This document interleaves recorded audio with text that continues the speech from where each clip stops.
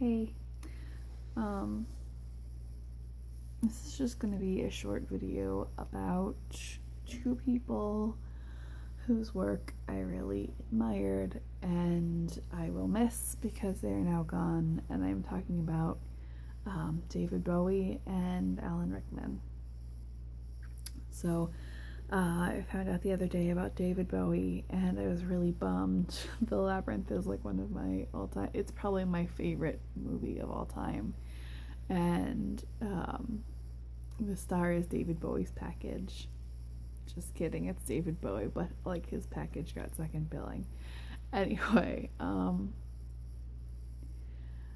between The Labyrinth and his music, I really enjoyed him as a performer, and I enjoyed his aesthetic and how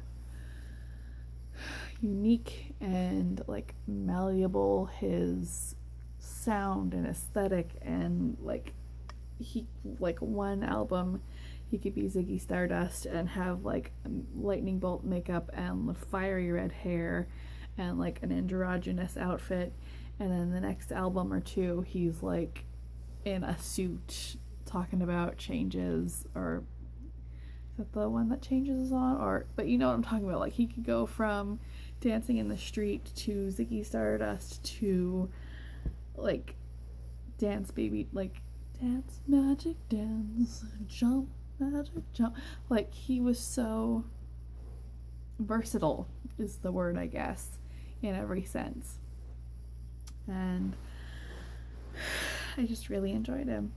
And Alan Rickman, first of all, I am hugely into Harry Potter, both as the books and the movies and the merchandise and like the culture on the internet, like the fandom. I love it so much that, let's go this way, it's a little less like cleavage revealing.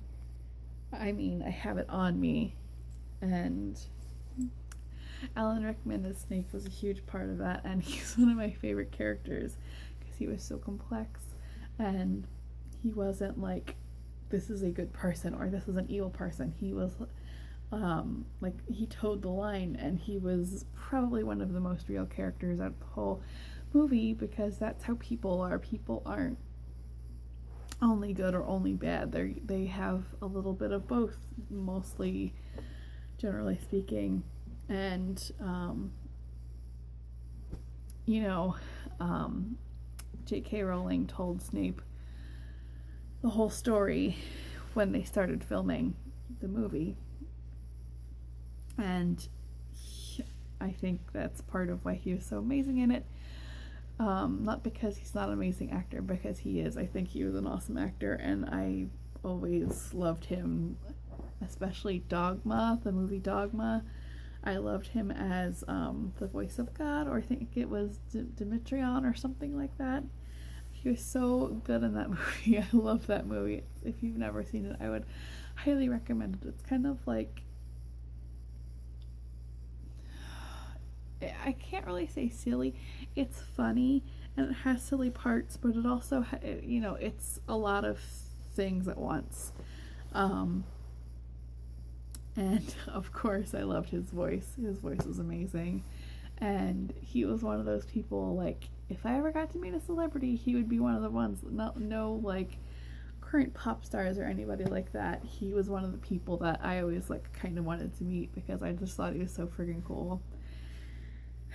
And now they're both gone at the same time, and that super sucks.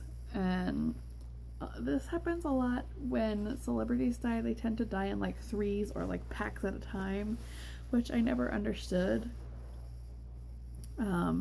And I don't know if you guys know who Lemmy is. He was in Motorhead. Were they popular in the 70s or the 80s? I never got super into Motorhead, but I know who they are, and I know who Lemmy is. And he actually passed away. They've all passed away from cancer too. Lemmy passed first, either at the end of December or the beginning of January, and then Bowie, and now Rickman. And when celebrities die, it's always super sad because you feel like you know them from their work, and on a person to person, like a human level, you're like, It's another human that's no longer in the world. It's another living being that's no longer living.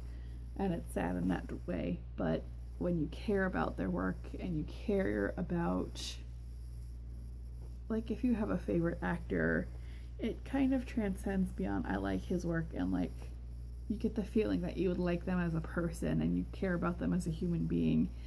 And when things like this happen, you get bummed, and I am so bummed for David Bowie and Alan Rickman. And it sucks. It's just the world is going to be a little bit grayer without David Bowie, because he was a colorful dude. And at the same time, I don't know.